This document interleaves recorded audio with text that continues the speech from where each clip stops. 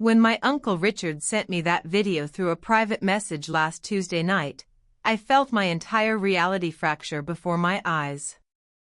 There they were, my father Greg, my mother Diane, and my younger brother Eric, sitting around our old maple dining table in the suburban Boston home I'd grown up in. The familiar New England afternoon light spilled through the kitchen windows, casting long shadows across their faces as they discussed me with such casual contempt it made my stomach turn. "Rebecca only helps because she owes us," my mother said, her manicured nails wrapped around a glass of her favorite Chardonnay. The same hands that had once bandaged my skinned knees now gestured dismissively at the mention of my name. "After everything we sacrificed to put her through Northeastern, paying a portion of our mortgage is honestly the least she can do." "Yeah," Eric chimed in, his Harvard Business School hoodie a constant reminder of the education they'd fully funded while I'd worked 3 campus jobs to cover my tuition. "And she acts like she's doing us some huge charitable favor by sending that money each month." What a joke. The most painful part wasn't their words. It was my father's silent nod of agreement as he adjusted his reading glasses and reviewed what looked like bank statements. This was the same man who'd taught me to ride a bike along the Charles River Esplanade, who'd explained compound interest to me using jelly beans when I was just 8 years old. Now he sat there, allowing them to tear apart the daughter who had been secretly keeping their financial world from collapsing for the past 3 years. The video was slightly shaky, clearly recorded without their knowledge, but their words came through with devastating clarity. I must have watched it 7 times that night, each viewing filling me with a strange mixture of numbing shock and crystallizing clarity. For the past 3 years, I had been making substantial payments toward their mortgage through my limited liability company, Aurora Financial Solutions. They believed they were making payments to a restructured loan with Meridian Bank, never once bothering to read the fine print of the refinancing agreement my financial advisor, Melissa, had helped me arrange. Every month, they made their token contribution of $800, while I silently covered the remaining $3,750 of their underwater mortgage. All this while they complained about my minimal help and lack of family commitment. Uncle Richard's message arrived immediately after the video. "You needed to see this, Becca." I couldn't stay quiet anymore. "They've been talking like this for months whenever you're not around." "I'm sorry." I sat in my home office in my Cambridge apartment, staring at my dual monitors, one displaying the video, the other showing spreadsheets detailing every payment I'd made toward their Wellesley home over the past 3 years. The numbers didn't lie. $135,000 invested in keeping them comfortable in a house they could no longer afford after my father's advertising agency had lost its major clients during COVID. My hands should have been trembling with rage, but instead, they moved with steady precision as I pulled up the mortgage agreement Melissa had insisted we craft with several protective clauses. "Just in case," she'd said with a knowing look. Looking back now, I wonder if she had anticipated something like this all along. Their next payment was due in exactly 16 days. For the first time since this arrangement began, I knew precisely what I needed to do. I picked up my phone and typed a simple message to my uncle. "Thank you for showing me the truth. Don't worry, I won't reveal you sent this, but things are about to change significantly. I've always been my family's financial safety net, though they've never once acknowledged it. 3 years ago, when the housing market trembled and their adjustable rate mortgage ballooned beyond their means, I stepped forward without hesitation. I was 29 then, already successful as a senior data analyst at a major healthcare analytics firm in Boston's Seaport District. The irony was piercing. They'd never approved of my career choice. "Data analysis isn't a real profession," my mother would say with that particular dismissive wave she'd perfected over decades. "Not like Eric's finance degree. That's a career with substance." Yet Eric, with all his substantial business acumen, had leveraged their home equity for a failed restaurant venture in Beacon Hill that folded within 8 months, leaving them with crushing debt they couldn't acknowledge even to themselves.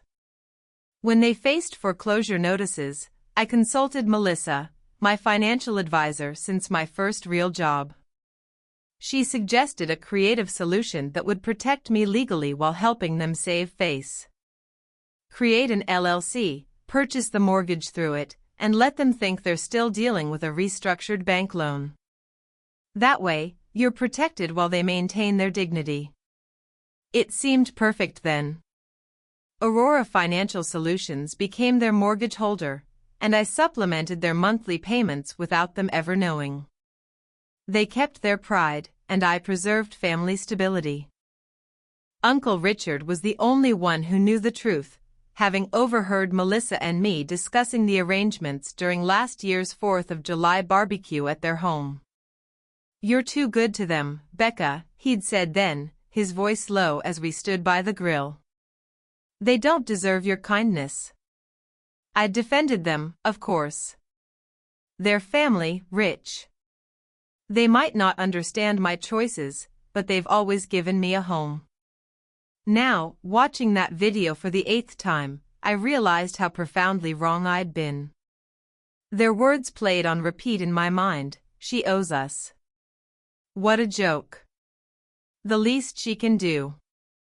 Each phrase felt like a serrated blade twisting deeper into my chest. I opened my laptop and logged into Aurora Financial's business account. The next mortgage payment was due on the 15th, just 16 days away. They had never been late before, always transferring their portion with religious punctuality.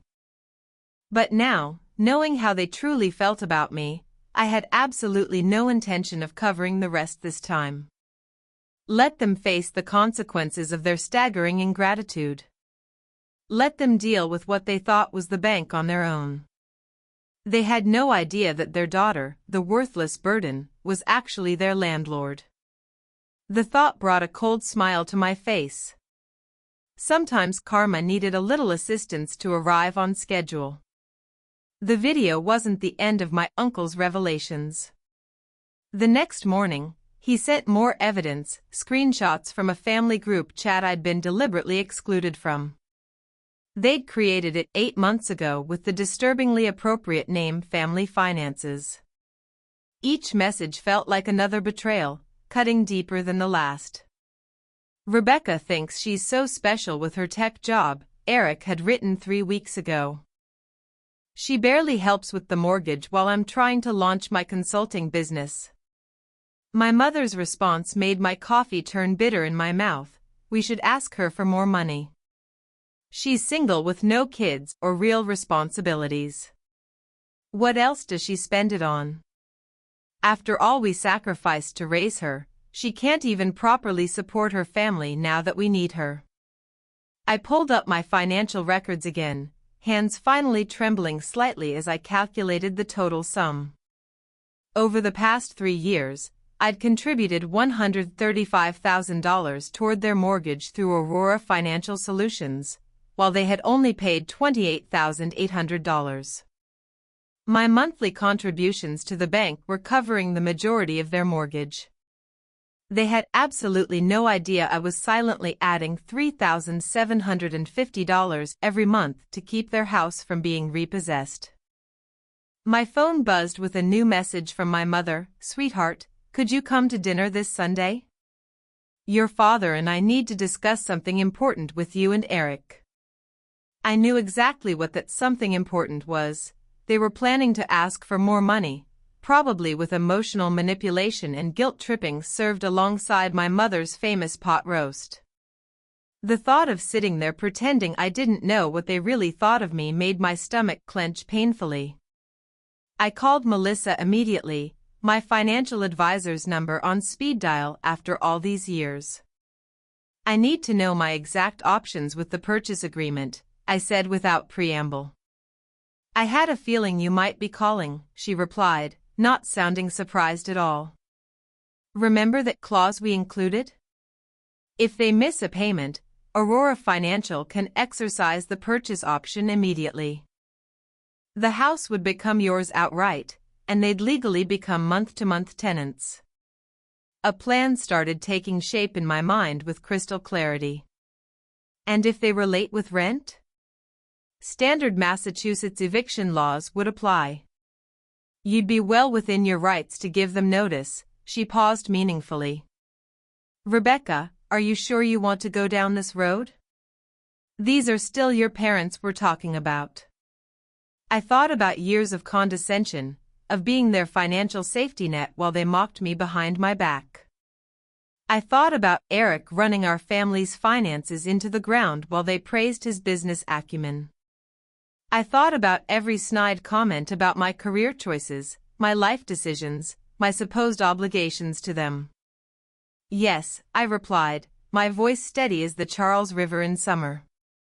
I'm absolutely sure. But I won't tell them anything yet. Let them think everything's normal for now. I texted my mother back, of course I'll come to dinner. Looking forward to it. Red heart. The heart emoji felt ironic, but necessary. After all, they'd taught me well. Sometimes the most effective revenge required maintaining a perfect poker face until the precise moment of revelation.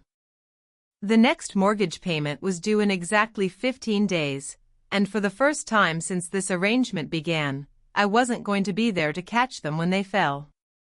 The thought filled me with a cold satisfaction I'd never experienced before. Sunday dinner felt like an elaborate exercise in self-control. I arrived at their Wellesley home at exactly 6 p.m., the setting spring sun casting long shadows across their carefully maintained lawn, a lawn I'd been indirectly paying the landscapers to maintain.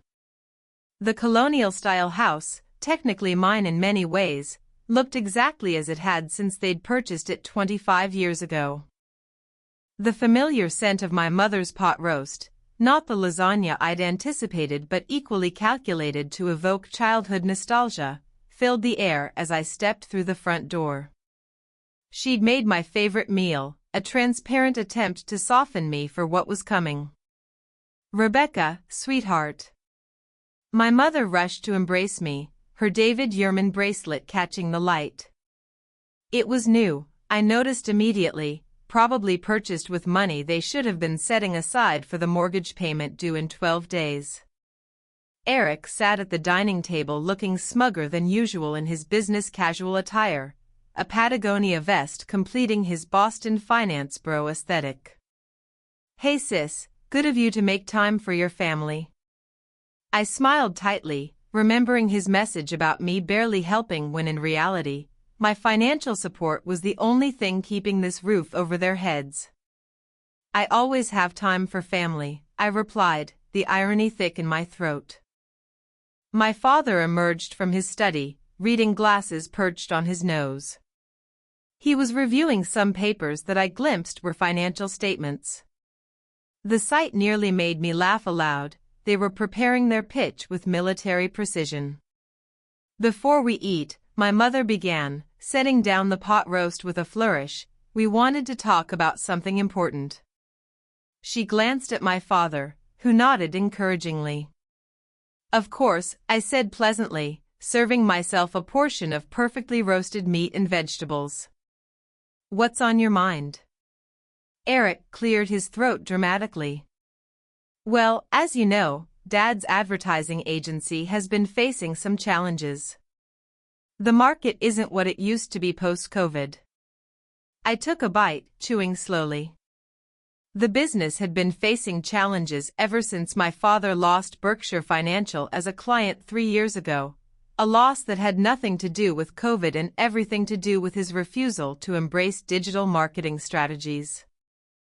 We've been thinking, my mother continued, reaching across the table to place her hand over mine in a calculated display of maternal affection, about how blessed we are to have such a successful daughter. Your father and I sacrificed so much to give you opportunities we never had. I watched her performance with newfound clarity. The gentle touch, the reminder of their sacrifices, it was all meticulously choreographed emotional manipulation. The mortgage payments have become quite burdensome, my father added, his voice carrying that particular tone of paternal authority he'd always used to make me feel small and obligated. And with you doing so well in your computer work, data analytics, I corrected automatically, though they'd never bothered to understand the difference in the 3 years I'd been in the field. Right, he waved dismissively. Well, we thought perhaps you could help more with the monthly payments. After all, this is your family home too. If they only knew how much of it was already legally mine through Aurora Financial. We're only asking for an extra $2,500 a month, my mother added quickly, her smile not quite reaching her eyes. It's not much considering your salary at that healthcare company. I took another bite of pot roast, using the moment to maintain my composure. They wanted $2,500 more when they didn't even know I was already covering $3,750 monthly. The audacity was almost impressive in its scope. I'll think about it, I said finally, my voice neutral. Times are a bit uncertain right now in the tech sector. Uncertain? Eric scoffed, cutting into his meat with unnecessary force. Please, we all know you're doing fine. Unlike some of us who are actually working hard to rebuild after setbacks. I smiled thinly, thinking about the notification their supposed bank would send when they missed their payment next week. You're right, Eric. Sometimes we all get exactly what we deserve in the end. After dinner, I excused myself to use the bathroom but took a deliberate detour past my father's study.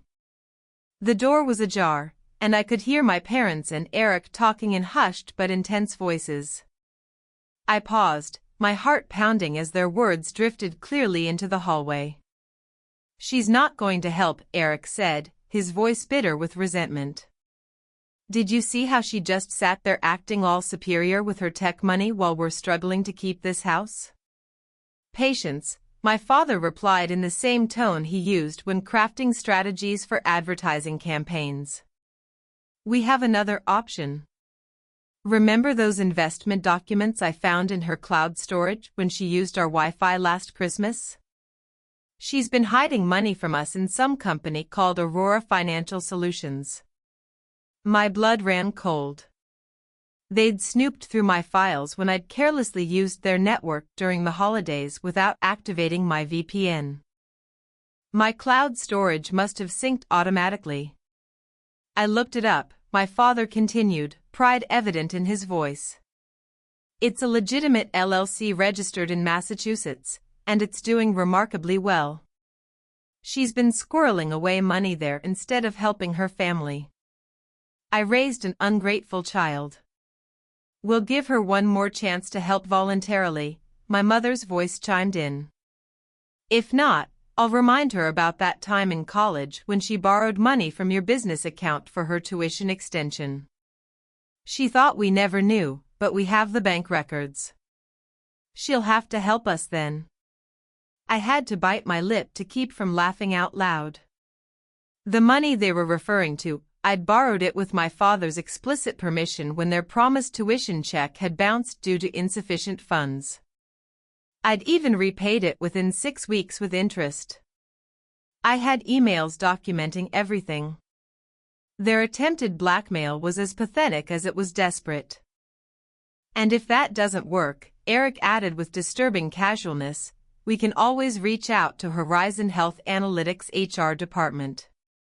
Ask some questions about her access to patient data, maybe suggest she's been using company resources for her personal side projects. That would get their attention. The casual way they discussed destroying my career sent a chill through my body unlike anything I'd ever felt before. These people weren't family, they were parasites wearing family masks. The realization was both heartbreaking and strangely liberating. I quietly slipped back toward the bathroom, flushed the toilet for show, then returned to the dining room.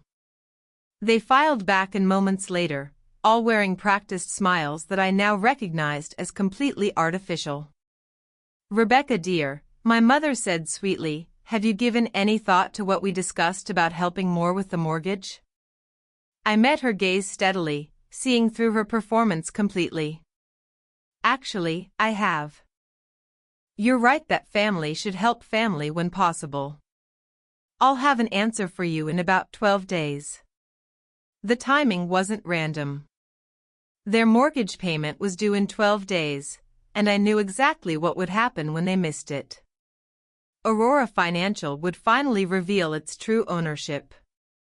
12 days? Eric frowned, perplexed by my specific timeline. Why such an oddly specific timeline? I stood up, gathering my purse from where it hung on the back of my chair. "Just need to check some things with my financial advisor. You understand, right? Being careful with money is just good business sense." I smiled directly at Eric as I echoed their favorite phrase. My mother walked me to the door, pulling me into another calculated hug that now felt like an embrace from a stranger. "We knew you'd understand, sweetheart. Family always comes first." "Yes," I agreed quietly, thinking of the eviction notice I'd already asked Melissa to draft. Family always gets exactly what they deserve in the end. As I drove back to Cambridge, I called Uncle Richard.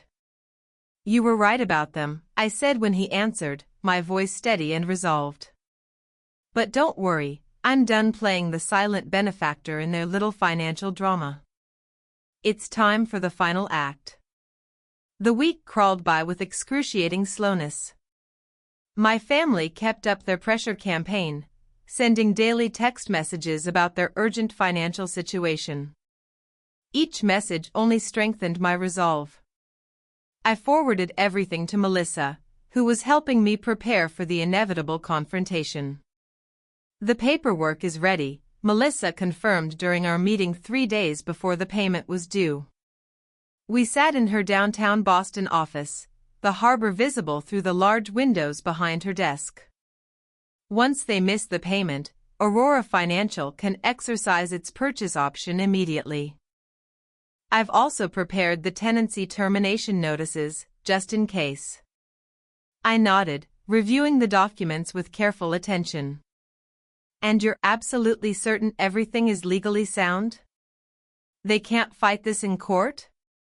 "They signed the agreement 3 years ago," Melissa assured me, her expression professional but sympathetic.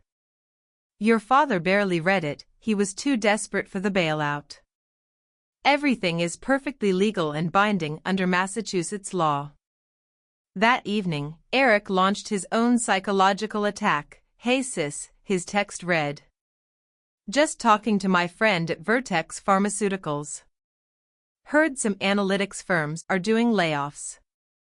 Must be scary times for data people. Good thing you have family to fall back on. Speaking of which, about that help we discussed." The attempted manipulation was so transparent it was almost comical. I showed the message to Uncle Richard over coffee the next day at a small cafe near the Commons. "They never change," he said, shaking his head sadly. "Your Aunt Sarah and I watched them do this to everyone in the family. It's why we distanced ourselves years ago." "Did you know they went through my cloud files when I visited at Christmas?" I asked. "Not surprised. They did the same to your cousin Megan when she stayed there last Thanksgiving. They're always looking for leverage." He paused, studying my face carefully. "Are you ready for the fallout? They won't take this well at all." I thought about their threats to contact my company's HR department, their plans to blackmail me, their years of taking my financial help while mocking me behind my back. "I'm ready," I said firmly. They made their choices repeatedly. Now they'll face the consequences. 2 days before the payment was due, my mother called. "Rebecca, we need your answer about the mortgage help. Times are tough, and family needs to stick together through hardships." "Don't worry, Mom," I replied, my voice steady and pleasant. Everything will be perfectly clear very soon.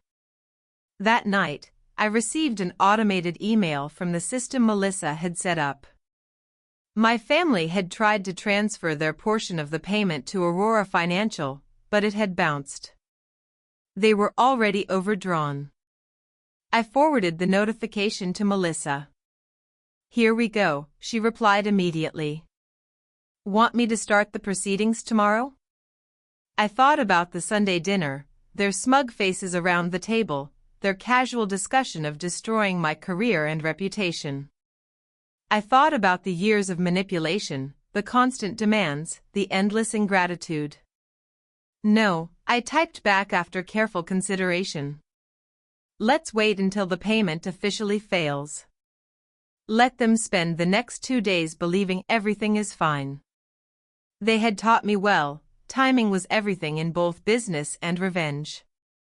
I opened my laptop and began drafting an email to my company's HR department, documenting my family's threats and including the evidence Uncle Richard had gathered.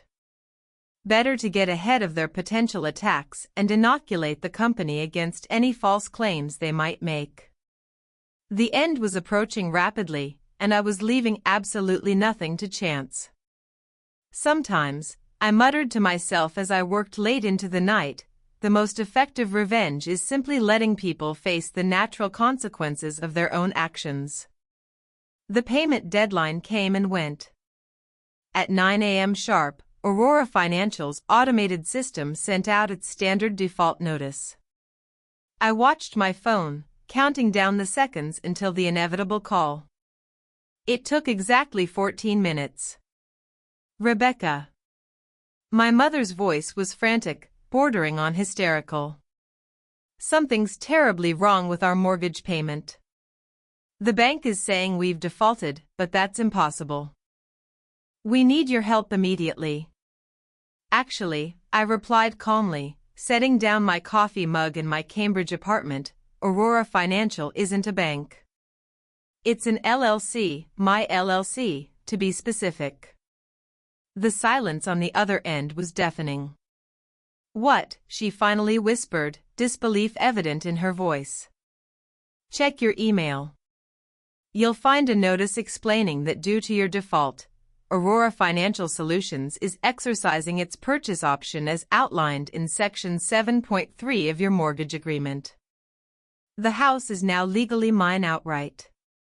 Your status has been changed to month-to-month tenants." This is some kind of sick joke," she stammered. "No joke. I've been covering the majority of your mortgage for 3 years while you all mocked me behind my back, called me a burden, plotted to blackmail me, and threatened my career. Uncle Richard showed me the video. He showed me everything." "That interfering, careful," I cut her off sharply. "Is that any way to talk about family? Oh, and about your tenancy, your first rent payment is due in 30 days. I suggest you start looking for somewhere else to live soon. Boston's rental market is quite competitive these days." My father's voice suddenly broke in. They'd put me on speaker.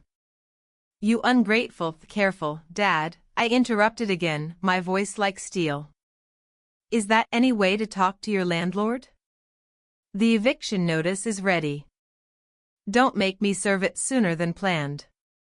I ended the call and blocked their numbers.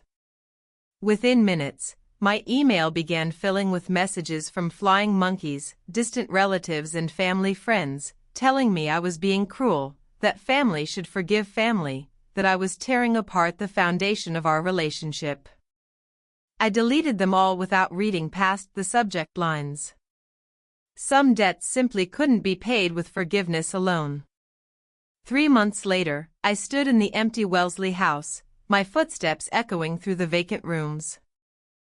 My family had finally moved out last week, forced to downsize to a 2-bedroom apartment in Malden. They'd tried everything from threats, guilt trips, legal challenges, but in the end, the documents were ironclad.